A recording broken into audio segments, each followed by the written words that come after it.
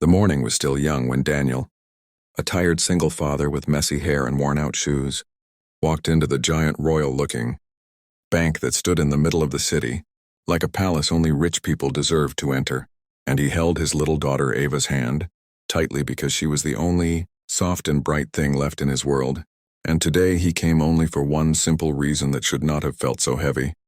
He just wanted to check his balance, because the last few months had been a storm of overdue bills, sleepless nights, skipped meals, and desperate prayers whispered into the darkness when his daughter was asleep.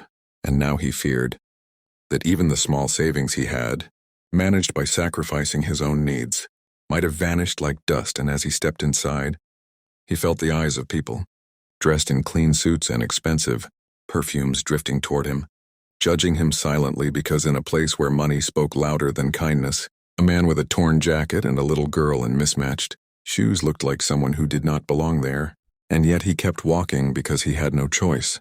And little Ava looked around with innocent wide eyes and whispered, "Daddy, why is everyone staring?" And Daniel squeezed her hand gently and said, "Because they don't know us, sweetheart." Though inside he wished he could run out of the building, but he forced himself to stay strong because this trip meant everything. So he walked toward the customer service desk where a woman in a sharp red blazer sat like a queen behind a polished desk, typing confidently with long painted nails. And when Daniel approached her with a small nervous smile and asked if he could check his balance, the woman looked up slowly, her face carrying that practiced professional smile rich people used when they wanted to hide their annoyance. And she said, "Of course, sir, but next time please use the ATM outside." And her tone made it clear she wanted him gone quickly, but Daniel simply nodded politely, because he had learned long ago that swallowing pride was easier than creating scenes. So he told her his details and waited, and Ava looked at the woman with innocent curiosity when suddenly a tall man in an expensive black suit, the kind that screamed wealth before he even opened his mouth, walked over holding a shiny metal cup of imported coffee, and he started laughing lightly as he looked at Daniel and said loudly enough for others to hear, "Let me guess, another one checking if his last $5 survived," making two other customers nearby chuckle, and Daniel felt his face turn red but stayed quiet. Because he wasn't here to argue. He wasn't here to prove anything. He was just here to see his balance. But Ava frowned at the rich man and said softly, "My daddy works very hard," and the millionaire raised an eyebrow and smirked at her, as if a child defending her father was somehow amusing. And he said, "I'm sure he does, sweetheart," in a tone dripping with sarcasm, and Daniel gently pulled her close and said, "It's okay, baby," even though it hurt more than he let show. But moments later something changed, because the woman in the red blazer suddenly stopped typing. Her face froze, and her eyes widened in a way that made her fake smile melt away as she stared at her computer screen like it had shown her something impossible. And she slowly whispered, "Sir, is this really your account?" And Daniel felt his heart skip because her tone no longer carried annoyance. It carried shock, almost fear.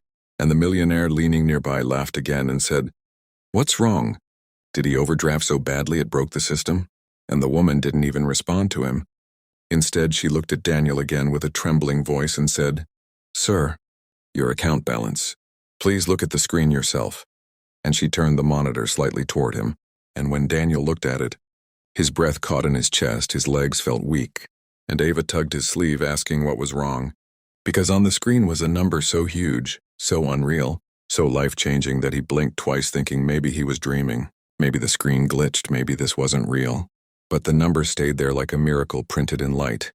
Millions, literal millions sitting in his account with his name on it, and he stepped back in shock while the millionaire's smirk slowly faded into confusion, then disbelief, then a strange mix of jealousy and panic as he stepped closer to check if he was seeing correctly, and people around began whispering, some standing on their toes to get a look, while the woman in the red blazer stood up in respect she did not show earlier. And Ava asked again, "Daddy, what does it mean?" And Daniel knelt, tears filling his eyes, because for the first time in so long, life had not hit him. It had blessed him, and he hugged her tightly and whispered, "It means everything is going to be okay now, my angel." And she smiled brightly, not understanding the full meaning, but Feeling his happiness, and as Daniel stood up, the millionaire awkwardly cleared his throat, suddenly softer, suddenly polite, suddenly realizing he had laughed at a man who now had more money than him, and he said quietly, "Looks like you had more than $5 after all," trying to laugh it off. But Daniel did not mock him, did not gloat, did not do anything disrespectful. He simply gave a calm smile and said, "Money doesn't decide a person's worth," and took Ava's hand. Ready to walk out of the bank, but before he left, the woman behind the desk said, "Sir, the manager would like to see you immediately. This balance needs clarification." But Daniel gently shook his head and said, "I'll come back tomorrow," because right now all he wanted was to breathe, to process this miracle, to take his daughter for ice cream, to celebrate quietly, to thank fate for finally giving him a break. And as they walked toward the exit together, people who had ignored minutes ago now looked at him with wide eyes full of curiosity and respect, while the millionaire stood frozen, still processing how the man he mocked had turned out to be a millionaire himself.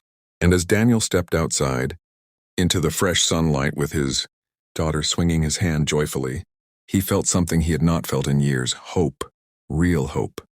And a quiet voice inside him told him that whatever had happened, whatever miracle had brought this fortune to him, this was only the beginning of a story far bigger than he could imagine, and life was finally opening a new chapter for him and his daughter.